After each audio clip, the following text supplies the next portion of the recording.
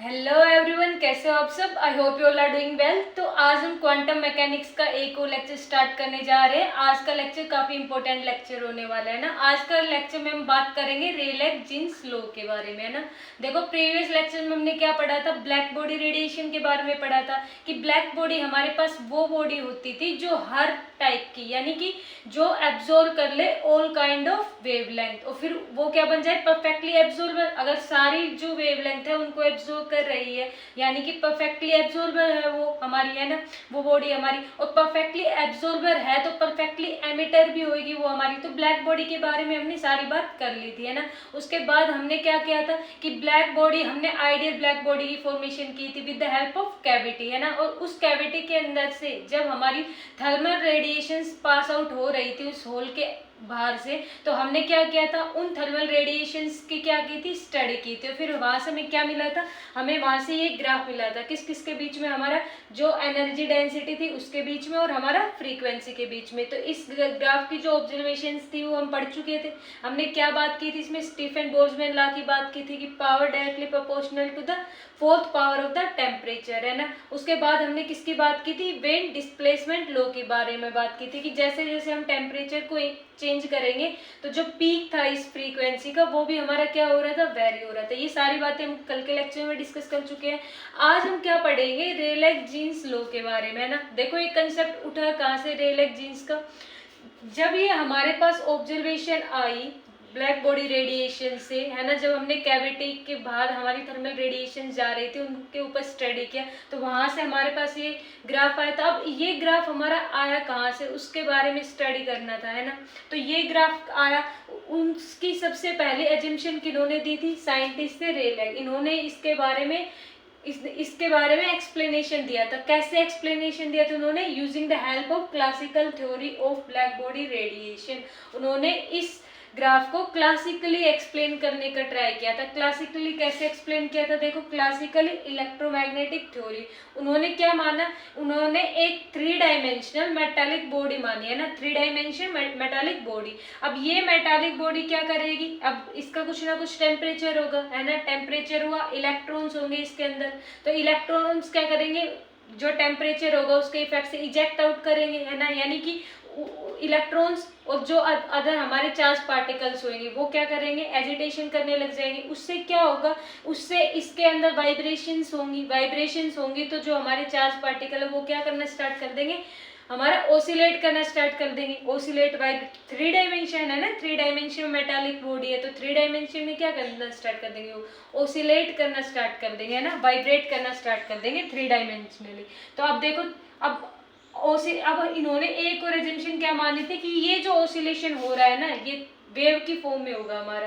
किस फॉर्म में होगा, वेव की फॉर्म में। और ये रेडिएशन इन्होंने क्या एज्यूम किया था, ये इलेक्ट्रोमैग्नेटिक रेडिएशंस एज्यूम करके चले थे। कौन, हमारे रेलेक्स की, ये जो है हमारी ये इलेक्ट्रोमैग्नेटिक रेडिएशंस है। अब देखो, इलेक्ट्रोमैग्नेटिक रेडिएशंस के बारे में थोड़ा सा बता देती हूँ मैं, ना। इलेक्ट्रोमैग्नेटिक रेडिएशंस हमारी कैसे वेरी करती है, ऐसे होती है ना, इस टाइप की। यानी कि इलेक्ट्रिक फील्ड, और यहाँ पे हमारा क्या होता है, डाउनवर्ड डायरेक्शन में, ऐसे, है ना, इलेक्ट्रिक फील्ड और मैग्नेटिक फील्ड। और ये होते हैं हमारे डायरेक्शन ऑफ प्रोपेगेशन, ये होती है हमारी डायरेक्शन ऑफ प्रोपेगेशन, है ना। यहाँ पे मैग्नेटिक फील्ड, है ना, ऐसे। यानी इलेक्ट्रिक फील्ड और मैग्नेटिक फील्ड दोनों के दोनों क्या होता है, हमारे परपेंडिकुलर होते हैं to the direction of propagation and also mutually perpendicular with each other, है ना। ये होती है हमारी इलेक्ट्रोमैग्नेटिक रेडिएशन, यहाँ से जो हमारी एमिट हो रही है। तो यानी कि उन्होंने क्या बोला, अब देखो, एक चीज और थी कि जो इलेक्ट्रिक फील्ड यहाँ पे बन रही थी वो इलेक्ट्रिक फील्ड मेटालिक बॉडी थी। तो मेटालिक बॉडी के लिए इलेक्ट्रिक फील्ड की वैल्यू क्या होती है, हमारी 0 होती है। क्यों होती है कि देखो, जब भी मान लो ये हमारी ऑसिलेटरी वेव है ना, ये वाली रेडिएशन है हमारी, सॉरी, ऑसिलेटरी रेडिएशन हमारी इलेक्ट्रोमैग्नेटिक। तो अब क्या होगा, इसमें देखो इलेक्ट्रिक फील्ड और मैग्नेटिक फील्ड होंगे जो इसकी डायरेक्शन ऑफ प्रोपेगेशन के क्या होंगे, परपेंडिकुलर होंगे। तो ये इलेक्ट्रिक फील्ड और मैग्नेटिक फील्ड एक जो हमारी वॉल है किसकी, इस मेटालिक बॉडी की, उसके क्या होंगे, ये पैरेलल में होंगे। पैरेलल में होंगे यानी कि एंगल कितना होगा, 0 डिग्री बनाएंगे, है ना। तो उस केस में इलेक्ट्रिक फील्ड की वैल्यू क्या आएगी हमारी, 0 आएगी। इसलिए इलेक्ट्रिक फील्ड की वैल्यू मेटालिक बॉडी या मेटालिक सरफेस के लिए क्या आती है, 0 आती है ना। इतनी बात समझ में आई, यानी इसके अंदर इलेक्ट्रिक फील्ड तो हमारी बन नहीं रही है ना। उसके बाद क्या बात करते हैं हम, एन न्यू डी न्यू। अब देखो ये एन न्यू डी न्यू क्यों आ गया, है ना। हम क्या बात करेंगे कि जो ये हमारी इलेक्ट्रोमैग्नेटिक रेडिएशंस बन रही है, ये 3D डायमेंशंस में, देखो ये जो इलेक्ट्रोमैग्नेटिक रेडिएशंस है कहाँ से कहाँ तक बन रही है, 0 से लेके a तक बन रही है। मैंने क्या बना दिया, x इक्वल टू 0 से लेके x इक्वल टू a तक, है ना। अब ये EM radiation standing wave formation करेगी। स्टैंडिंग वेव मतलब देखो, या तो मेरी स्टैंडिंग वेव ऐसे हो सकती है, या मेरी स्टैंडिंग वेव ऐसे हो सकती है, या मेरी स्टैंडिंग वेव ऐसे हो सकती है ना। कुछ भी पॉसिबिलिटी है ना स्टैंडिंग वेव की। तो थोड़ा सा मैं ऐसे, है ना, ऐसे। तो जो मेरी स्टैंडिंग वेव इसके अंदर बनेगी, जो इलेक्ट्रोमैग्नेटिक रेडिएशंस बनेगी किसके, इलेक्ट्रिक फील्ड और मैग्नेटिक फील्ड के क्या होंगे, वो म्यूचुअली परपेंडिकुलर होंगे to the direction of propagation. Electric field की वैल्यू इस केस में क्या होगी हमारी, 0 होगी। क्यों होगी, क्योंकि इलेक्ट्रिक फील्ड हमारा इस डायरेक्शन ऑफ प्रोपेगेशन के परपेंडिकुलर मूव कर रहा होगा, है ना। यानी कोई ना कोई एक वॉल के, अब यहाँ पे देखो परपेंडिकुलर हो गया, इस वॉल की क्या हो गया, वो पैरेलल हो गया। पैरेलल होते ही एंगल 0 बन गया, तो इलेक्ट्रिक फील्ड की वैल्यू यहाँ से 0 मिल गई हमें, है ना। तो ये हमने क्या बनाया है, ये स्टैंडिंग वेव का हमने डायग्राम बनाया, किस किस के लिए, x इक्वल टू 0 और x इक्वल टू a के बीच में। तो अब देखो x इक्वल टू 0 से a के बीच में मेरे पास क्या पॉसिबिलिटी है, या तो मेरी ये ऐसे बन जाए x इक्वल टू 0 और x फिर आगे ऐसे बन जाए, है ना।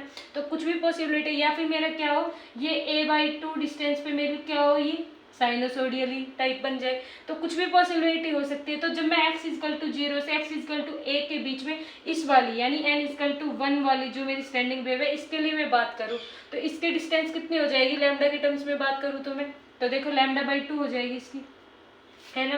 देखो हमें पता है एक साइकिल जो होती है ना हमारी, जो ये एक साइकिल होती है ना, यहाँ से यहाँ तक, इस एक साइकिल की जो वेवलेंथ होती है, डिस्टेंस होता है, वो कितना होता है, लैम्डा होता है ना। लेकिन ये तो हाफ है, देखो यहाँ से, है ना, आगे तो बना ही नहीं मैंने, है ना।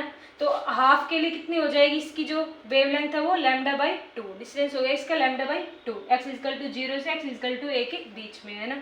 अब मैं बात करूँ x इक्वल टू 0 से x इक्वल टू a के बीच में, ये जो मेरी n इक्वल टू सेकेंड वाली जो मेरी स्टैंडिंग वेव है, इस स्टैंडिंग वेव की बात करूँ मैं, तो ये वाली जो मेरी स्टैंडिंग वेव है, देखो इसकी डिस्टेंस कितनी हो जाएगी, इसकी डिस्टेंस मेरी हो जाएगी लैम्डा, है ना, क्योंकि ये पूरा एक साइकिल कंप्लीट कर रही है। ऐसे ही n इक्वल टू 3 के लिए और भी अलग अलग टाइप की स्टैंडिंग वेव की मेरे पास क्या है यहाँ पे पॉसिबिलिटी है। तो टोटल कितनी हमारी स्टैंडिंग वेव बन सकती है, इसके बारे में हम बात करेंगे, और वो भी किसमें, 3 डायमेंशनल मेटालिक सरफेस बॉडी में। ये कौन सी है, 3 डायमेंशन में, है ना।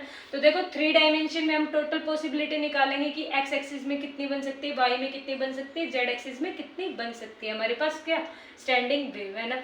तो देखो हमने क्या किया, मैंने सबसे पहले 1 डायमेंशन कैविटी के लिए निकालने में इंटरेस्ट लिया। 1 डायमेंशन कैविटी क्यों, क्योंकि मुझे आइडिया हो जाएगा फिर कैसे मैं 3 डायमेंशन के लिए निकालूँ, है ना। तो 1 डायमेंशन कैविटी के लिए बात करूँगी मैं, तो स्टैंडिंग वेव कंडीशन क्या होगी, a is equal to n λ/2, है ना। ये n λ/2 कैसे लिखा समझ में आया, कि मान लो मेरे पास ये फर्स्ट वाली वेव है ना, इसकी बात करूँ मैं फर्स्ट वाले के लिए n, तो λ/2 यानी कि n की वैल्यू मैं 1 रखूँ तो केवल λ/2, n की वैल्यू मैं 2 रखूँ तो यानी लैम्डा।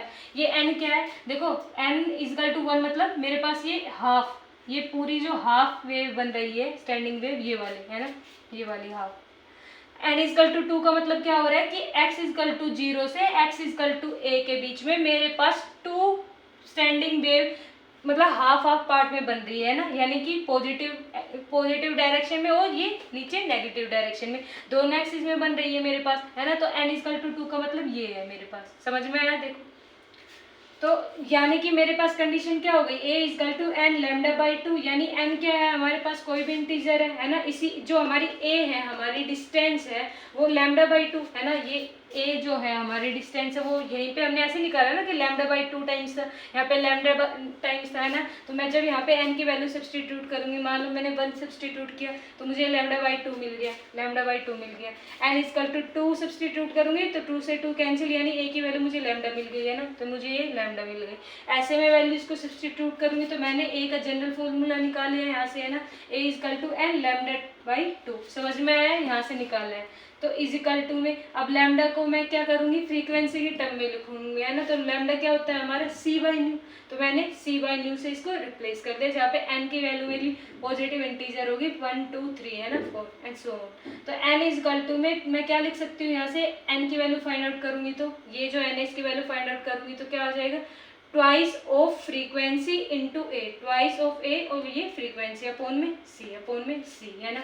अब देखो ये जो n है मेरे, ये n क्या है मेरे, total number of allowed points, है ना, ये total number of allowed standing wave, है ना, कि यहाँ पे मेरी कितनी स्टैंडिंग वेव क्या हो रही थी, पॉसिबल हो पा रही थी। तो ये मेरा n क्या बता रहा है यहाँ पे कि मेरे पास स्टैंडिंग वेव जो है वो कितनी अलाउड पॉइंट्स, मतलब कितनी स्टैंडिंग वेव में इस कंडीशन को सेटिस्फाई करेगी। तो वही हमें क्या बता रहा है, n की कितनी स्टैंडिंग वेव टोटल अमाउंट में हमारी बन सकती है ना, वो बता रहे हैं। तो मैंने क्या किया, इसको मैंने एक्सिस पे ड्रॉ कर लिया, किसको, n को, कि n equal to 1, n equal to 2, n equal to 3, n equal to 4, है ना। तो अब मैं क्या लिखूंगी कि for given frequency range nu and nu plus D nu, है ना, कि मैंने दो फ्रीक्वेंसी रेंज ले ली मेरी, new and nu plus D nu, है ना। इस फ्रीक्वेंसी रेंज में मेरी कितनी number of allowed standing wave है जो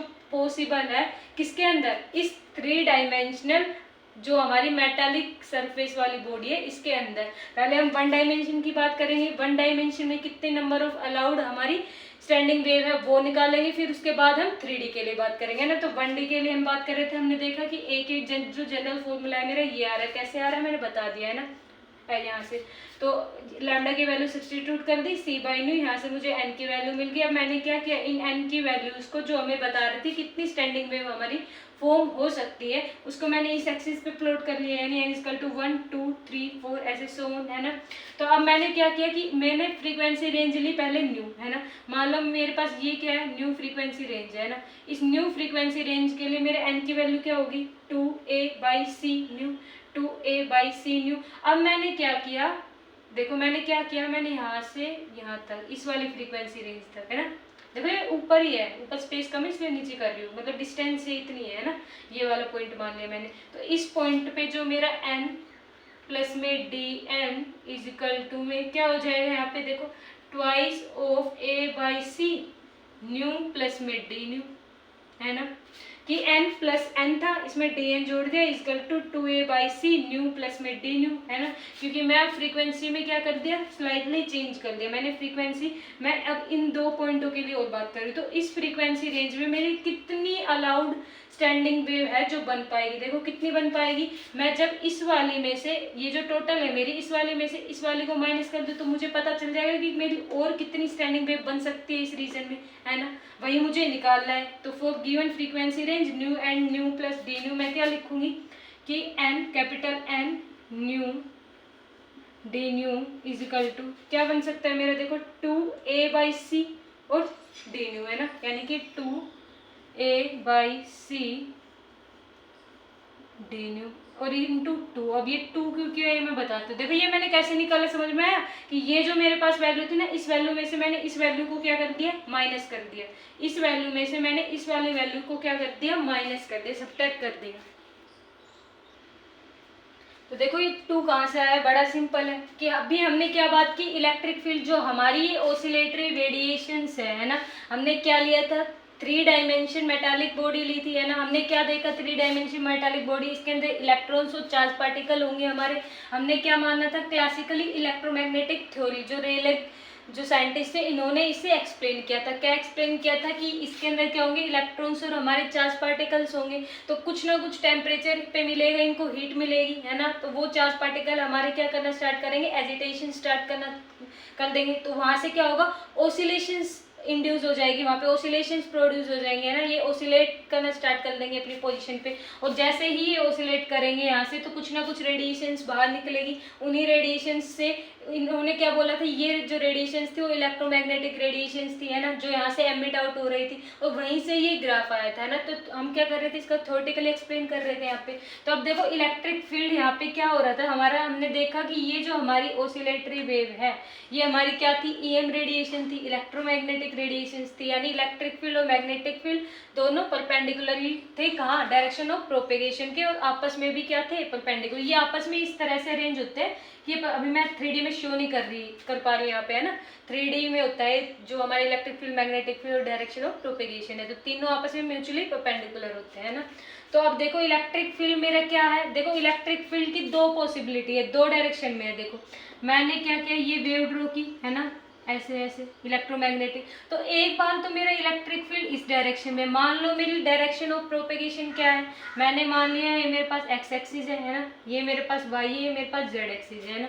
तो मेरी डायरेक्शन ऑफ प्रोपेगेशन मैंने मान लिया वाई के अलोंग जा रहा है, मतलब ये मैंने वाई एक्सिस मान लिया, तो वाई के अलोंग जा रहा है डायरेक्शन ऑफ प्रोपेगेशन, ऐसे ही उस तरफ इंक्रीज हो रहा है ना। तो मेरा इलेक्ट्रिक फील्ड या तो मेरा जेड एक्सिस में पॉसिबल है या फिर मेरा एक्स एक्सिस में पॉसिबल है ना। देखो ऊपर भी बन रहा है मेरा इलेक्ट्रिक फील्ड, नीचे भी बन रहा है, ऐसे ही मेरा मैग्नेटिक फील्ड 3D में, एक बार डाउनवर्ड डायरेक्शन में, एक बार अपवर्ड डायरेक्शन में, यानी मेरे पास दो डायरेक्शन हो गई किसकी, इलेक्ट्रिक फील्ड के ओसिलेट करने की, है ना, अपनी जगह से डिस्प्लेस करने की। तो इसलिए मैंने क्या कर दिया, मैंने 2 से मल्टीप्लाई कर दिया। 2 से मल्टीप्लाई क्यों किया, समझ में आया आपको, कि मैं क्या कर रही थी, total number of allowed standing wave जो थी मेरी यहाँ पे बन रही थी, किस किस के बीच में, इस पर्टिकुलर डिस्टेंस के बीच में, जो मेरी 3D मेटालिक बॉडी की डिस्टेंस थी, है ना, तो उसके बीच में मेरी total number of standing wave कितनी फॉर्म हो सकती थी, और फिर इसके बारे में स्टडी करके ही मैं इस ग्राफ पे आ रही थी, है ना, ऐसे।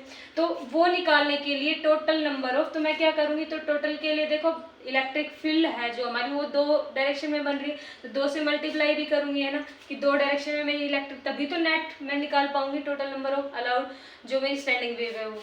तो एन न्यू डी न्यू की वैल्यू क्या आ जाएगी यहाँ से, N nu D nu is equal to 2 की मल्टीप्लाई से कर दो, यानी 4a/c डी न्यू, है ना। ये मेरी किसके लिए total number of allowed standing wave आ गई for given value of n, ये किसके लिए है मेरी, for 1 dimensional cavity, for 1 dimension cavity. अब हम क्या बात करेंगे, हम 3 डायमेंशन की, एक्स एक्सिस में भी तो बन सकती है, वाई एक्सिस में भी बन सकती है, जेड एक्सिस में भी, तीनों एक्सिस में बन सकती है। अभी तो हम केवल अलोंग एक्स एक्सिस ले रहे थे ना पॉइंट को, ये हमने किसके अलोंग लिए थे, एक्स एक्सिस, हमने एन जो हमारे एन थे पॉइंट्स, और इसके लिए हमने फ्रीक्वेंसी रेंज के लिए निकाली थी वैल्यू, तो हमारे पास ये निकल के आई थी इसका और इसके सब्ट्रैक्शन से, है ना, ये वाली वैल्यू। फिर हमने 2 से मल्टीप्लाई की, क्योंकि हमें पता था कि ईएम रेडिएशन से हमारी जो स्टैंडिंग वेव है ईएम रेडिएशन से बन रही है। ईएम रेडिएशन मतलब इलेक्ट्रिक फील्ड और magnetic field direction of the propagation के परपेंडिकुलर है, तो इलेक्ट्रिक फील्ड की डायरेक्शन एक बार अपवर्ड एक बार डाउनवर्ड, तो 2 पॉसिबल रीजन हो गए, तो मैंने 2 से मल्टीप्लाई कर दी, तो मेरे पास 1 डायमेंशन के लिए ये आ गया रिजल्ट, है ना। आई होप इतना समझ आया होगा आपको। अभी हम 3 डायमेंशनल की बात करेंगे, है ना। 3 डायमेंशनल कैविटी के अंदर मेरी total number of standing wave कितनी आती है, फिर हम टोटल एनर्जी की बात करेंगे, तो इतना नोट करो पहले।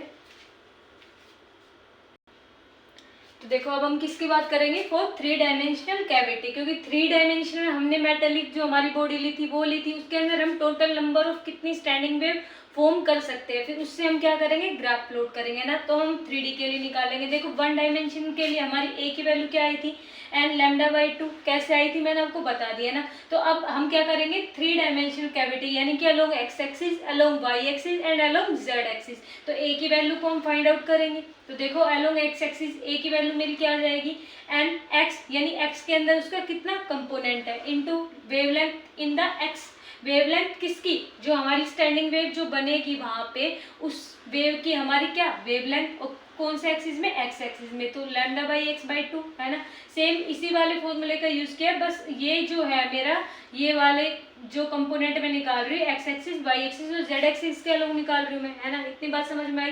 तो ऐसे ही मैंने क्या किया, वाई एक्सिस के लिए निकाल लिया कि a = n/λ/y/2, है ना। अब मैंने देखो ये वैल्यू कहाँ से लिख दी, है ना। देखो मुझे पता है कि मेरा क्या होता है, वेव नंबर। इस कैलकुलेशन को मुझे इजी करना था, तो मैंने क्या किया कि मेरे को पता था कि k की वैल्यू क्या होती है मेरे पास 2/λ, ये क्या होता है मेरा वेव नंबर, है ना। तो मैंने क्या किया, मैंने इसको किस टर्म में लिख दिया, लैम्डा को मैंने के की टर्म में लिख दिया है ना। तो क्या होता है मेरे पास, देखो 2 पाई बाई लैम्डा है ना। तो मैंने इस लैम्डा एक्स बाई 2 को मैंने क्या कर दिया, पाई बाई के एक्स वाली फॉर्म में लिख दिया। यहाँ से मैंने एन एक्स की वैल्यू निकाली। कैसे निकाली, क्योंकि 2a टाइम्स अपॉन में लैम्डा एक्स हो जाता है यहाँ से है ना। तो एन एक्स की वैल्यू जब मैं निकालूंगी क्या आएगी मेरी, यहाँ से पाई बाई के एक्स है ना। तो एन एक्स की वैल्यू क्या आ गई, ए बाई पाई के एक्स है ना। यहाँ पे ए भी आएगा सॉरी है ना। देखो pi by K X N X equal to, क्योंकि मैंने क्या किया, लैम्डा बाई 2 की वैल्यू सब्सटीट्यूट किया है ना। लैम्डा बाई 2 की वैल्यू, लैम्डा बाई 2, मैं इसका जब रेसिप्रोकल करूंगी, जैसे मेरे पास के क्या है 2 पाई बाई लैम्डा, तो 1 बाई के क्या आ जाएगा मेरे पास, लैम्डा बाई 2 पाई है ना।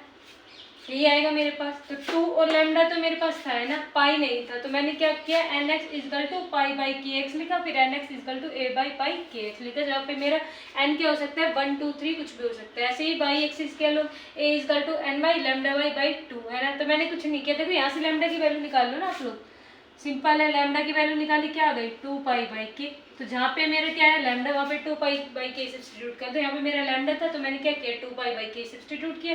और के भी कौन सा, के का एक्स कंपोनेंट है ना। तो लैम्डा की जगह जब आप लोग 2 पाई बाई के रखोगे है ना, तो 2 से 2 कैंसिल हो जाएगा, तो केवल क्या बचेगा पाई बाई के एक्स है ना। ऐसे ही इस वाले में पाई बाई के वाई, क्योंकि लैम्डा की वैल्यू क्या रखोगे आप लोग 2 पाई बाई के वाई है ना। तो 2 पाई बाई के वाई रखो तो 2 से 2 कैंसिल हो जाएगा, केवल क्या बचेगा पाई बाई के वाई। तो पाई बाई के वाई बचा।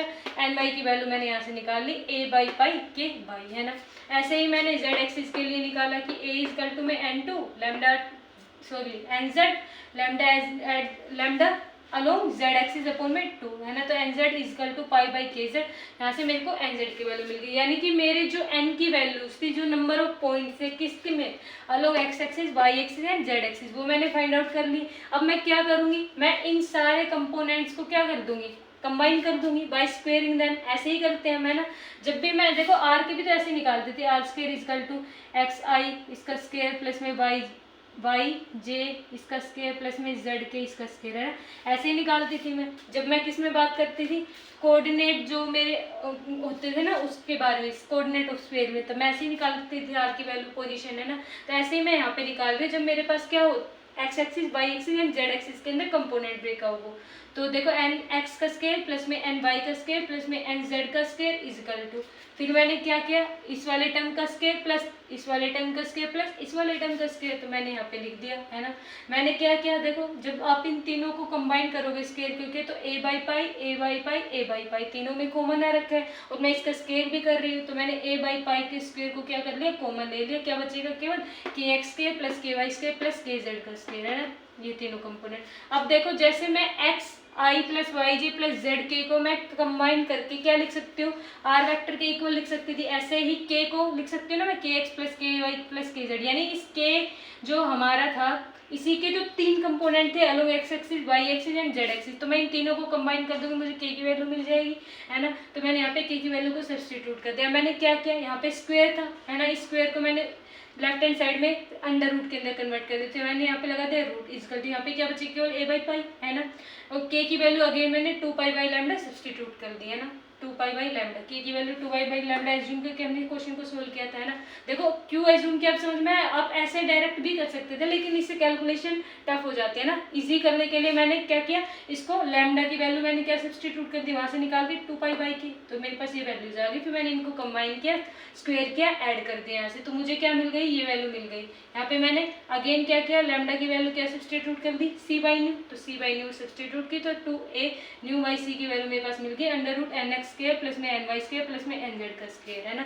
यही मुझे चाहिए था। अब एक चीज हो देखो, ये under root n x square plus n y square plus n z square, ये सरफेस ऑफ स्फीयर लग रहा है। किस सरफेस ऑफ स्फीयर के, जैसे यहाँ पे आर था मेरा एक्स वाई जेड है ना, ये मेरी 3D जो 3 डायमेंशन है उसमें क्या कर रहा था, देखो जैसे मैं आपको समझाऊं, देखो ये क्या है मेरे पास मार्कर से है ना, देखो एक हो गया एक्स एक्सिस, ये वाई एक्सिस, ये जेड एक्सिस है ना। तो एक्स एक्सिस के अलोंग वाई एक्सिस के अलोंग और जेड एक्सिस के अलोंग जब मैं इनकी पोजीशन निकाल रही हूँ है ना, तो इनको देखो एक एंड से दूसरे एंड पे देखना है ना ऐसे, तो ये क्या बना रहे हैं, देखो स्क्वायर बन रहा है ना, ये देखो ऐसे है ना, ये क्या बन रहा है स्फीयर बन रहा है, स्फीयर की क्या है, ये आर सरफेस है, तो मैंने क्या लिख दिया, r equal to surface of sphere. तो जब मैंने इन x axis, Y axis, z axis के पॉइंट को मैंने प्लॉट किया along x axis, Y axis and Z axis, है ना, इन एक्स वाई और जेड एक्सिस के अलोंग मैंने क्या किया, इनको प्लॉट किया, ये पॉइंट्स थे मेरे, है ना। तो मुझे क्या मिला, एक स्फेरिकल बॉडी मिली, देखो ऐसे स्फेरिकल, है ना, ये वाली स्फेरिकल, जैसे x axis, Y axis, z axis, देखो यहाँ पे मैं, ये 3D में है ना, ये आपस में परपेंडिकुलर है, अभी मैं शो नहीं कर पा रही, मैंने ऐसे 3D में है, देखो ऐसे ऐसे बनाए हुए हैं अभी मैंने, है ना। तो ये आप एज्यूम कर लेना कैसे है, 3D में है। तो 3D में जब देखो, अब इनकी पोजीशन को आप अभी बताया मैंने, है ना, एंड टू एंड मिलाओगे तो क्या बनेगा, आपको स्फीयर नजर आएगा, ज्वाइन करोगे तो आपको। तो ये क्या बन रही है मेरी फर्स्ट स्फीयर, ये दूसरी फ्रीक्वेंसी रेंज के लिए मेरा सेकंड स्फीयर है ना, यानी कि मेरी अलग अलग फ्रीक्वेंसी के लिए अलग अलग, क्योंकि यहाँ से देखो जो मेरा आर है यानी सरफेस ऑफ स्फीयर है, ये फ्रीक्वेंसी पे डिपेंड कर रहा है ना, फ्रीक्वेंसी पे, यानी कि आर की वैल्यू मेरी न्यू पे डिपेंड कर रही है।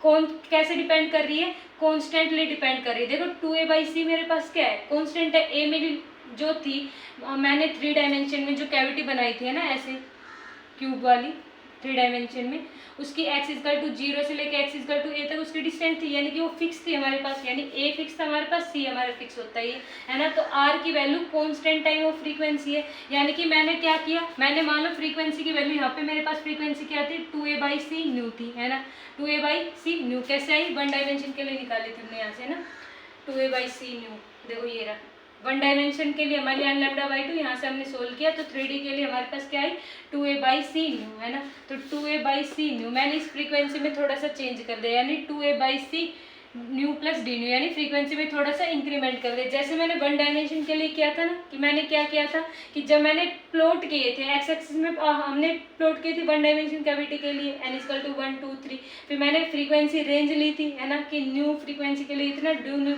फ्रीक्वेंसी के लिए इतना, दोनों को सब्ट्रैक्ट किया था, वहाँ से मुझे एन न्यू की वैल्यू मिल गई थी, है ना, एन न्यू डी न्यू की वैल्यू हमने वहाँ से फाइंड आउट की थी, है ना। तो ऐसे ही हम इस वाले केस के लिए कर रहे हैं, क्या कर रहे हैं कि हमने क्या किया कि देखो फ्रीक्वेंसी रेंज ली 2a/c न्यू, फिर 2a/c nu plus D new, तो ये जो फ्रीक्वेंसी रेंज है हमारी, जो इस वाली फ्रीक्वेंसी रेंज से ज़्यादा है, तो इसमें सिर्फ क्या फ़र्क आएगा, मैंने बताया ना, सिर्फ कॉन्स्टेंट जो ये मेरी फ्रीक्वेंसी है, ये कांस्टेंट है, यहाँ पे देखो कांस्टेंट से मल्टीप्लाई हो रही है, तो आर की वैल्यू, है ना, फ्रीक्वेंसी पे डिपेंड तो कर रही है, लेकिन कैसे डिपेंड कर रही है कि ये जो फ्रीक्वेंसी है ये इसका कांस्टेंट टाइम हो जाएगी, यानी कि ये 2a/c न्यू था, इसमें मैंने कुछ फ्रीक्वेंसी ऐड की, तो इस फ्रीक्वेंसी का कांस्टेंट टाइम कुछ इंक्रीज तो हुई, लेकिन रहेगी ये भी स्फीयर, मतलब प्रॉपर्टीज के अंदर चेंज नहीं आएगा। कहने का मतलब ये है कि इसके और इसकी प्रॉपर्टीज सेम रहेगी, दोनों की, बस चेंज क्या है कि इसकी जो रेडियस है इस स्फीयर की, वो थोड़ी सी क्या हो गई मेरे पास, इंक्रीज हो गई, है ना। तो अब मैं क्या करूँगी कि ये जो मेरा स्फीयर है, इसके अंदर मेरे जो जितने नंबर ऑफ पॉइंट आ रहे हैं, है ना, स्फीयर के अंदर, वही मैं लेके आऊँगी total number of possible standing wave, है ना, वही कि जितने मेरे नंबर ऑफ पॉइंट्स आ रहे हैं, क्योंकि देखो हर पॉइंट के लिए फ्रीक्वेंसी की वैल्यू कुछ होगी, है ना, उस फ्रीक्वेंसी के हमारी एनर्जी डेंसिटी की वैल्यू क्या होगी, कुछ और होगी, है ना। तो वही हमें फाइंड आउट करना है इन पॉइंटों पे। तो ये टोटल नंबर ऑफ पॉइंट मुझे क्या बताएंगे, total number of allowed standing wave, है ना, और वहीं से हमारे क्या निकलेगा, वहीं से हमारा जो फाइनल हमारा कर्व था ना, जो हमने प्लॉट किया था एनर्जी डेंसिटी वर्सेस फ्रीक्वेंसी का, वो वहाँ से मिल जाएगा। तो ये पॉइंट्स मेरे पास कैसे मिलेंगे, है ना, ये पॉइंट कैसे मिलेंगे, जब मैं इस स्फीयर का क्या निकाल लूँ, वॉल्यूम निकाल लूँ। देखो इस वॉल्यूम के अंदर मेरे इस स्फीयर, ये जो मेरा स्फीयर है ना, तो इस स्फीयर की जो कुछ वॉल्यूम होगी, उसके अंदर ये टोटल नंबर ऑफ पॉइंट्स मेरे आ रहे होंगे, तो मैं वॉल्यूम निकालूंगी, तो मेरे जो ये टोटल नंबर ऑफ पॉइंट्स का क्या हो जाएगा, आइडिया हो जाएगा ना। तो यहाँ तक करो, फिर अब हम क्या करेंगे, इसकी वॉल्यूम की बात करने वाले हैं ना, उसके बाद ये डेरिवेशन हमारा कंप्लीट हो जाएगा, फिर हम देखेंगे इससे हमें क्या समझ में आया, है ना। इतना नोट करो तब तक। तो देखो हमने क्या बात कर ली थी, हमने 2a/c nu equal to root nxk plus nyk plus nz के लिए हमारा कैसे है, इसके बारे में हमने बात कर ली थी, है ना। मैंने क्या बताया कि ये जो है हमारा root nxk plus nyk plus nzk है, ये हम r मान लेंगे, है ना, यानी कि सरफेस ऑफ द स्फीयर मान लेंगे। अब हमने क्या एक चीज़ और डिस्कस की थी कि ये हमारा जो स्फीयर बन के आ रहा था, है ना, सरफेस ऑफ स्फीयर आर था हमारा, यानी स्फीयर बन के आ रहा था। तो इस स्फीयर के अंदर जितने टोटल नंबर ऑफ पॉइंट है ना, in total number of points को हम फाइंड आउट कर लेंगे तो हमें पता चल जाएगा टोटल स्टैंडिंग वेव मेरी कितनी फॉर्म हो रही है यहाँ पे, है ना। और देखो एक चीज और, जब मैंने कंपोनेंट्स के अंदर ब्रेक डाउन किया था, है ना, के एक्स प्लस के वाई प्लस के जेड कंपोनेंट में ब्रेक किया था, है ना, एन को भी मैंने कंपोनेंट एक्स वाई जेड में लिखा था। तो कंपोनेंट जब भी ब्रेक होते हैं तो एंगल भी आता है ना, कि लेट अस सपोज कि 3 डायमेंशन था हमारा, उसके अंदर कंपोनेंट्स आए एक्स वाई जेड, तो वो कंपोनेंट्स कुछ एंगल भी बना रहे होंगे, कोस है, alpha cos beta cos gamma, मैंने उनको कंसीडर नहीं किया। क्यों नहीं किया? सिंप्लिसिटी के लिए हमने कंसिडर नहीं किया, क्योंकि जब मैं केवल इनकी कंपोनेंट की बात करूंगी तब भी वही रिजल्ट आएगा जो मेरा उन एंगल को कंसिडर करके तब मैं निकालूंगी तब, है ना। तो सिंप्लिसिटी के लिए मैंने केवल कंपोनेंट को कंसिडर किया था, एंगल को कंसिडर नहीं किया था, है ना। तो देखो आर की वैल्यू क्या आ जाएगी मेरे यहाँ से, ये मेरे आर की वैल्यू हो गई। जैसे हमारी आर की वैल्यू मैंने बताया ना, आर इजिकल टू में root x square plus y square plus z square होता है ना, ऐसे ही मेरे यहाँ पे क्या हो रहा है, आर की value root n x square plus n y square plus n z square, है ना। तो इतना तो आई समझ में आता होगा सभी को, बीएससी के लेक्चर देख रहे हो, है ना। तो r equal to 2a/c nu, 2a/c nu, है ना। तो डी आर की वैल्यू निकाल लूँ मैं। क्यों निकाल रही हूँ? क्योंकि मुझे वॉल्यूम चाहिए इस स्फीयर का। इस स्फीयर का वॉल्यूम मतलब इसके अंदर जितने भी मेरे पॉइंट्स होंगे वो सारे के सारे निकल के आ जाएंगे। तो टोटल नंबर ऑफ अलाउड जो मेरे पास स्टैंडिंग वेव थी जो इस रीजन में फॉर्म हो सकती थी, कौन से रीजन में, जो हमारा 3D हमने मेटालिक बॉडी लिया था, है ना, एक्स एक्सिस वाई एक्सिस और जेड एक्सिस, उसके अंदर, तो वो मुझे मिल जाएगा। फिर मैं फाइनली जो मेरा ग्राफ था उस पर पहुंच जाऊंगे, है ना। तो डी वी निकालेंगे यानी वॉल्यूम निकालेंगे, तो 4πr² डी आर, ये मेरी क्या हो जाएगी, वॉल्यूम हो जाएगी। तो डी वी मैंने क्या किया, आर की वैल्यू को सब्सटीट्यूट कर दिया, यहाँ से आर की वैल्यू को सब्सटीट्यूट, यहाँ से डी आर की वैल्यू 2a/c डी न्यू, है ना, ये सब्सटीट्यूट कर दिया। दोनों का क्या हो रखा है, स्क्वायर हो रखा है। मैंने इनको सोल्व किया तो मेरे पास क्या है, डी वी की वैल्यू आई 32πa/c³ new square d new. अब देखो खास बात क्या है, मैंने लिखा हुआ है यहाँ पे फॉर फर्स्ट क्वाड्रेंट ओनली, यानी कि जो मैं वॉल्यूम निकाल रही हूँ इस स्फीयर का वो मैं केवल फर्स्ट क्वाड्रेंट का निकालूंगी। ऐसा क्यों? क्योंकि जब मैंने बात की थी ना इन एन की वैल्यूज की, कि ये जो मेरे एन की वैल्यूज थी, नंबर ऑफ पॉइंट्स थे, ये मेरे कहाँ से कहाँ तक जा रहे थे, 1 से लेके इनफाइनाइट तक जा रहे थे। यानी मैं केवल पॉजिटिव एक्स एक्सिस की बात कर रही थी, positive x axis Y axis और जेड एक्सिस, है, केवल पॉजिटिव क्वाड्रेंट की बात कर रही थी। तो पॉजिटिव क्वाड्रेंट मेरा कहाँ पे होता है, केवल फर्स्ट क्वाड्रेंट में होता है ना। इसलिए मैं जो नंबर ऑफ पॉइंट्स होंगे मेरे यहाँ पे स्फीयर के, वो मैं केवल फर्स्ट क्वाड्रेंट के अंदर कंसीडर करूंगी। और मुझे पता है 3D के अंदर, 3 डायमेंशन के अंदर मेरे क्वाड्रेंट्स कितने होते हैं, 8 होंगे। तो मैं केवल फर्स्ट क्वाड्रेंट की बात करूंगी, यानी 1/8 से मल्टीप्लाई कर दूंगी किसको, इस वॉल्यूम को, है ना। तो मैंने 1/8 से मल्टीप्लाई कर दिया, तो मेरे को क्या रिजल्ट मिलेगा, डी वी इजकल टू 1/8। इस टर्म को मैं 1/8 से क्या करूंगी, मल्टीप्लाई करूंगी, तो मुझे क्या मिलेगा 4πa/c³ new square d new, यहाँ पे स्क्वायर है ना, डी न्यू मिलेगा। अब मैंने क्या करना है कि total number of standing wave pattern for given frequency interval, कि total number of standing wave मुझे कितनी मिलेगी for given frequency interval. For given frequency interval मुझे total number of standing wave कितनी मिलेगी।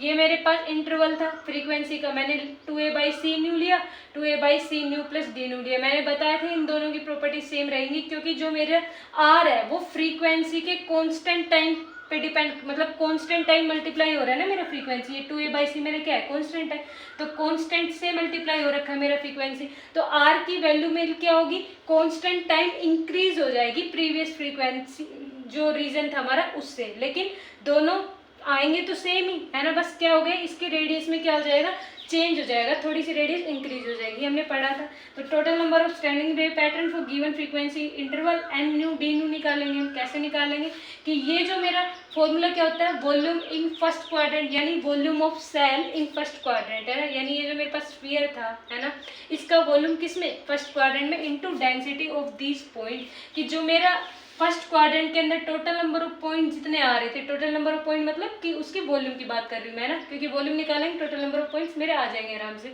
तो मैं वॉल्यूम फर्स्ट क्वाड्रेंट के अंदर उन पॉइंटों की निकालूंगी into density of those points. तो डेंसिटी ऑफ दोज पॉइंट में कितनी आएगी, 1 आएगी। कैसे पता चला, क्योंकि 1 2 3 4 5 ऐसे ले रहे थे, यानी इंटरवल जो था मेरा यहाँ पे, वो जो मेरा इंटरवल था इन पॉइंट्स के बीच का इंटरवल ऑफ पॉइंट्स मेरा कितना आ रहा है, 1 आ रहा है। है ना। इंटरवल ऑफ पॉइंट्स क्या आ रहा है मेरा 1, यानी 1 से एक्सीड कर रहे हैं, देखो 1 2 3 4, यानी 1 का गैप आ रहा है, तो डेंसिटी ऑफ दिस पॉइंट क्या हो गई 1 हो गई, है ना। लेकिन ये मैंने 2 कहाँ से लिखा, देखो ध्यान से देखो, ये इंटू 2 का रखा है, ये 2 मैंने क्यों किया, क्योंकि ये क्या है मेरा डिस्टिंक्ट पोलराइजेशन। जैसे मैंने 1D के लिए निकाला था ना n न्यू डी न्यू और लास्ट में 2 से मल्टीप्लाई कर दिया था, क्यों किया था, क्योंकि मैंने बताया था कि जो मेरा इलेक्ट्रिक फील्ड है वो EM रेडिएशंस थी मेरी, है ना। EM रेडिएशन यानी EM रेडिएशन ऐसे इलेक्ट्रिक फील्ड, है ना, यानी electric field magnetic field direction of propagation के क्या थे, आपस में परपेंडिकुलर थे। तो एक बार मेरा इलेक्ट्रिक फील्ड अपर डायरेक्शन में क्रेस्ट में ऑसिलेट करेगा, एक बार ट्रफ में ऑसिलेट करेगा ना, यानी कि 1 और 2, तो 2 डिस्टिंक्ट पोलराइजेशन हो गया ना, एक बार अपवर्ड एक बार डाउनवर्ड, किसके अलोंग, डायरेक्शन ऑफ प्रोपेगेशन के अलोंग। तो मैं टोटल नंबर ऑफ निकाल रही हूँ, तो टोटल के लिए तो इंटू 2 करूंगी ना, क्योंकि 2 मेरे पास डिस्टिंक्ट पोलराइजेशन 2 रीजन में जा सकते हैं मेरे पास, तो 2 से मैं मल्टीप्लाई करूंगी इसको, तो मेरे पास finally n nu D nu की वैल्यू क्या आ जाएगी, यहाँ से इस 2 से मल्टीप्लाई करोगे तो 8 pi a by c cube nu square d nu, ये मेरे पास क्या आ गया एन न्यू डी न्यू। इतना नोट करो, इसका थोड़ा सा पार्ट और बचता है उसको करते हैं उसको। तो अब देखो हमारे पास जो टोटल नंबर ऑफ जो स्टैंडिंग वेव पॉसिबल थी वो निकल के आ गई थी, हमने डेरिवेशन से निकाल लिया था, है ना। अब हम क्या करेंगे ना, average energy associated with each standing wave for calculating the total amount of energy density, कि मैं क्या करूंगी टोटल जो मेरी एनर्जी डेंसिटी है वो फाइंड आउट करने के लिए मैं क्या करूंगी, जो मेरी total number of standing wave आई थी उसको मैं मल्टीप्लाई कर दूंगी किससे, एवरेज एनर्जी से, है ना। देखो मेरे पास जो नंबर ऑफ पॉइंट्स थे, जो मैंने यहाँ पे ग्राफ प्लॉट किया था इससे पहले, उसमें मेरे पास कुछ वॉल्यूम थी, है ना, स्फीयर आया था, उस स्फीयर के हमने क्या किया था, वॉल्यूम फाइंड आउट किया था, उस वॉल्यूम के अंदर मेरे जितने पॉइंट्स आ रहे थे मैं उनको फाइंड आउट कर ले, total number of points calculate कर पा रही थी, तो मैं वहां से क्या बता देती थी कि जो मेरी total number of standing wave जो पॉसिबल होंगी वो वहां से मिल जा रही थी। तो मैं क्या करूंगी, उन हर एक पॉइंट के साथ कुछ ना कुछ एनर्जी भी एसोसिएटेड होगी, है ना। तो instead of calculating each energy for the given points, है ना, यानी कि जो मेरे पास हर पॉइंट होगा, कितने नंबर ऑफ पॉइंट्स थे, तो मैं हर पॉइंट की अलग अलग एनर्जी कैलकुलेट करने के लिए तो नहीं बैठने वाली, है ना। तो मैं क्या करूंगी, मैंने टोटल नंबर ऑफ पॉइंट्स निकाल ली, टोटल नंबर ऑफ पॉइंट निकालने के बाद में जो टोटल उसकी एवरेज एनर्जी होगी उन सारे के सारे पॉइंट्स की, मतलब वो जैसे मेरे पास एक ग्राफ आया था ना ऐसा, है ना, तो यहाँ पे मेरे कुछ पॉइंट्स थे, ये मेरे पास क्या था, ये मेरे पास स्फीयर आ गया था ना, इसका मैंने क्या किया था, वॉल्यूम फाइंड आउट किया था, तो टोटल जितने मेरे टोटल नंबर ऑफ पॉइंट्स वो आ जा रहे थे जब मैं इसकी वॉल्यूम फाइंड आउट कर रही थी, डी भी फाइंड आउट कर रही थी वहां से, है ना, तो मुझे वहां से इसकी वॉल्यूम पता चल जा रही थी, है ना। तो टोटल नंबर ऑफ पॉइंट्स तो मेरे पास आ गए। अब टोटल एनर्जी डेंसिटी के लिए मैं उन टोटल नंबर ऑफ पॉइंट्स को उनकी एनर्जी से भी मल्टीप्लाई करूंगी, कि मेरे पास यहाँ पे एक पॉइंट है, इस एक पॉइंट की कितनी एनर्जी हुई, फिर दूसरा पॉइंट इसकी कितनी एनर्जी हुई, है ना। तो ऐसे तो मैं हर एक पॉइंट की एनर्जी कैलकुलेट करने तो नहीं बैठूंगी, मैं क्या करूंगी, मैं टोटल नंबर ऑफ पॉइंट्स मैंने निकाल ली using the concept of volume, है ना, किसके लिए, केवल फर्स्ट क्वाड्रेंट के लिए, फिर मैं उसको किससे मल्टीप्लाई कर दूंगी, टोटल एवरेज डेंसिटी से, है ना। एवरेज डेंसिटी से इन नंबर ऑफ पॉइंट्स को मैं मल्टीप्लाई कर दूंगी तो मुझे टोटल एनर्जी डेंसिटी मिल जाएगी, वही मुझे निकाल लेती है ना। तो मैंने क्या किया कि क्लासिकली काइनेटिक थ्योरी का कंसेप्ट, यहाँ पे जो रेलेक्स साइंटिस्ट थे उन्होंने क्लासिकल काइनेटिक थ्योरी का कंसेप्ट लगाया। अब देखो हार्मोनिक ऑसिलेटर मैंने क्यों लिखा, हार्मोनिक ऑसिलेटर इसलिए लिखा क्योंकि मैंने स्टार्टिंग में ना 3 डायमेंशन मेटालिक सरफेस बनाया था, है ना, मेटालिक सरफेस बनाया था जिसके अंदर बॉल्स थी हमारी, है ना। तो मैंने क्या बताया था, वहाँ पे इलेक्ट्रॉन्स होते हैं, हमारे चार्ज पार्टिकल्स होते हैं, तो चार्ज पार्टिकल जब उनको हीट मिलती है, यानी पर्टिकुलर टेम्परेचर पे होते हैं ना वो, किसी ना किसी टेम्परेचर, यानी उनको हीट मिलेगी, है ना। हीट मिलते ही वो इलेक्ट्रॉन्स है उनके अंदर क्या जाएगी, उन चार्ज पार्टिकल के अंदर वाइब्रेशनल एनर्जी आ जाएगी। वाइब्रेशनल एनर्जी जैसे ही आई तो वो क्या करना स्टार्ट कर देंगे, ऑसिलेट करना स्टार्ट कर देंगे, है ना। और ऑसिलेट करके जो रेडिएशंस वो एमिट करेंगे वो किस फॉर्म में कर रहे थे, वो EM रेडिएशंस की फॉर्म में उनको क्या कर रहे थे, एमिट कर रहे थे। जैसे मैं बनाऊँ, ये मेरे पास क्या था, यहाँ पे मैंने क्यूब बनाया था ना, अब बना लेना, है ना, ऐसे।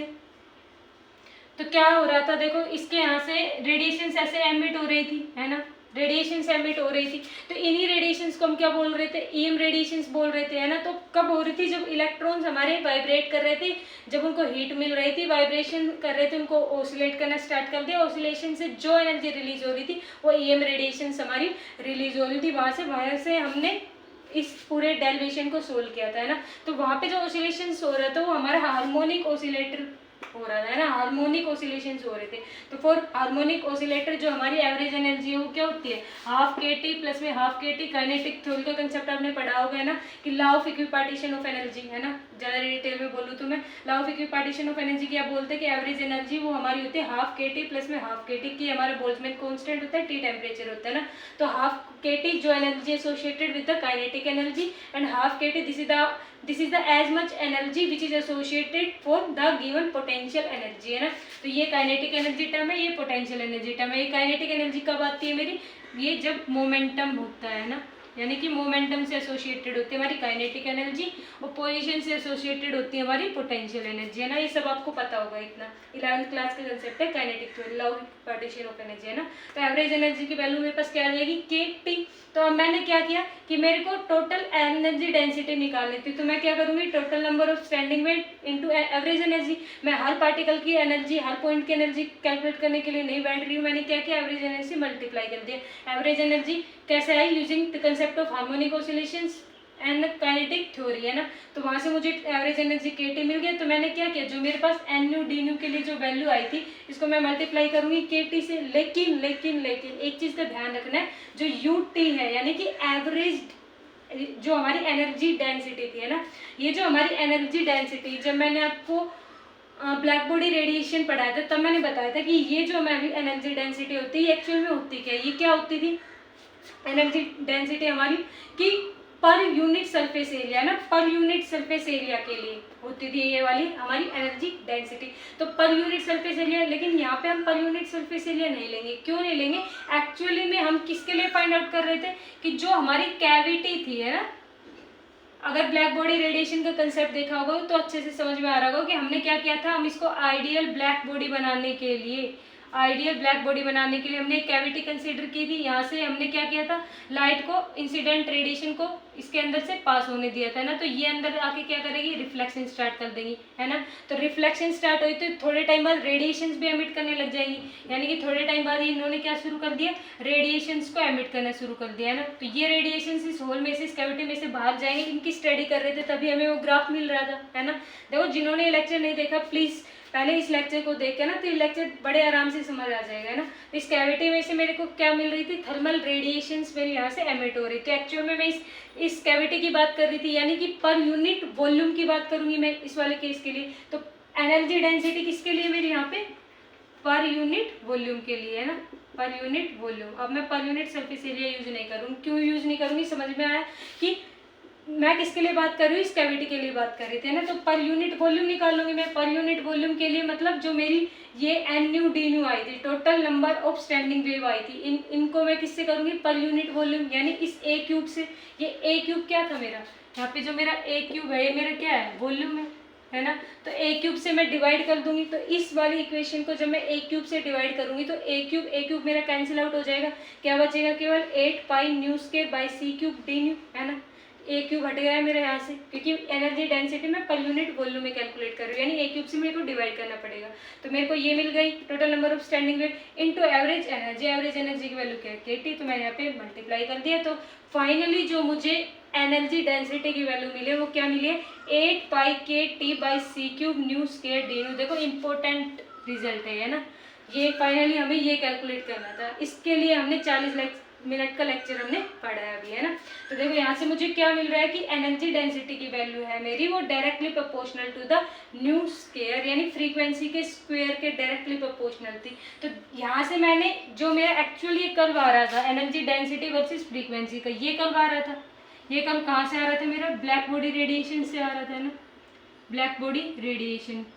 तो जो हमारे रियल लाइफ साइंटिस्ट थे उन्होंने ये कर्व जो हमारा आ रहा था ब्लैक बॉडी रेडिएशन का क्यों आ रहा था ये बताने की कोशिश कैसे की थी, using the help of classical theory, है ना। क्लासिकल थ्योरी जो थी हमारी उसका यूज करके, है ना, तब उन्होंने क्या बताया था, इसके लिए एक्सप्लेनेशन दिया था। तो यहाँ से देखो जब ये यू टी है हमारा directly proportional to the frequency square, है ना। तो फ्रीक्वेंसी के स्क्वायर के लिए जब इसको प्लॉट किया तो ये कुछ ऐसा जा रहा था। देखो ये मैंने ऑलरेडी प्लॉट कर रखा है, ऐसा ऐसा कर्व जा रहा था मेरा, ऐसा, है ना। तो यहाँ से क्या ऑब्जर्वेशन, क्या कंक्लूजन निकला कि ऑब्जर्वेशन तो ये हो गई कि हमारी जो यू टी है directly proportional to the frequency square, है ना। तो मैंने इसको प्लॉट कर दिया, तो फाइनली कंक्लूजन क्या निकला कि जो रेले-जीन्स लॉ है वो केवल लो फ्रीक्वेंसी, है ना, केवल जो हमारी लो फ्रीक्वेंसी है उसके लिए वैलिड था। हायर फ्रीक्वेंसी पे ये वैल्यू मेरी कहाँ जा रही थी, इन्फिनिटी पे जा रही थी। तो ऐसा तो पॉसिबल हो ही नहीं सकता क्लासिकली कि मेरी वैल्यू कहाँ पे जाए, इन्फानाइट पे जाए ना। तो ये वाला जो रेले-जीन्स लॉ था ये केवल लो फ्रीक्वेंसी के लिए वैलिड था, हायर फ्रीक्वेंसी के लिए वैलिड नहीं था। यानी कि यहाँ तक तो इन्होंने बता दिया हाफ तो, लेकिन ये डिक्रीज क्यों कर रहा है, एक बार इंक्रीज किया लीनियरली फिर डिक्रीज क्यों कर रहा है, तो इस चीज़ को एक्सप्लेन ये नहीं कर पाए थे। इस चीज़ को एक्सप्लेन किसने किया था, प्लैंक ने किया था। तो जब हम प्लैंक थ्योरी पढ़ेंगे इस लेक्चर के बाद तब बताएंगे कि ये ऐसे क्यों आ रहा है ना, उन्होंने क्या अलग एजम्पशन ली थी जो इन्होंने नहीं ली थी, है ना। तो अब देखो ये इन्फिनिटी की तरफ जा रहा है। रेले-जीन्स लॉ ने बताया कि जो एनर्जी डेंसिटी और फ्रीक्वेंसी का ग्राफ बनाते हैं वो केवल लो फ्रीक्वेंसी के लिए वैल्यूड होता है, हाई फ्रीक्वेंसी पे वो वैल्यू इनफाइनाइट की तरफ जाती है ना। तो इसी चीज को हम क्या बोलते हैं, अल्ट्रावायलेट कैटास्ट्रोफी। समझ में आया अल्ट्रावायलेट कैटास्ट्रोफी क्या होता है, जब हमारा जो एक कर्व प्लॉट किया था एनर्जी डेंसिटी वर्सेस फ्रीक्वेंसी का, वो अकॉर्डिंग टू रेले कहाँ तक वैलिड हो रहा था, उनकी जो ऑब्जर्वेशन थी, उनकी जो डेरिवेशन थी, उनके अकॉर्डिंग केवल लो फ्रीक्वेंसी के लिए वैलिड हो रहा था, हायर फ्रीक्वेंसी के लिए वैलिड नहीं था। तो वही था अल्ट्रावायलेट कैटास्ट्रोफी, है ना। तो ये आज का हमारा कंसेप्ट था। इसमें हमने रेले-जीन्स लॉ के बारे में पढ़ा, क्या क्या जंक्शन थी वो पढ़ा, फॉर 1D कैविटी निकाला, 3D कैविटी जो हमारा 3 डायमेंशन कैविटी, उसके लिए हमने total number of possible standing wave जो वैल्यू थी वो निकाली। फिर हमने क्या किया, उन जो total number of standing wave थी उनका एवरेज एनर्जी से मल्टीप्लाई कर दिया। एवरेज एनर्जी कैसे कैलकुलेट की हमने, with the help of kinetic theory. Harmonic oscillator में हमारे थे वहाँ पे, तो average energy half k T plus half k T थी, तो के टी, तो उसे हमने मल्टीप्लाई किया। एवरेज डेंसिटी की वैल्यू, ये चीज़ ध्यान रखना है, एनर्जी डेंसिटी की वैल्यू हम यहाँ पे पर यूनिट सरफेस एरिया नहीं निकाल रहे, पर यूनिट वॉल्यूम निकाल रहे हैं ना। तो पर यूनिट वॉल्यूम, तो यहाँ इस वैल्यू को मुझे पर यूनिट वॉल्यूम निकालने के लिए ए क्यूब से डिवाइड करना पड़ेगा। तो ए क्यूब और ए क्यूब कैंसिल हो गए, तो केवल ये टर्म बचेगी इनटू के टी। तो फाइनली मेरे पास ये रिजल्ट देखने को मिला था, है ना। तो अब हम बात करेंगे प्लैंक थ्योरी की नेक्स्ट लेक्चर में। So please share subscribe my channel. Thank you for watching my videos.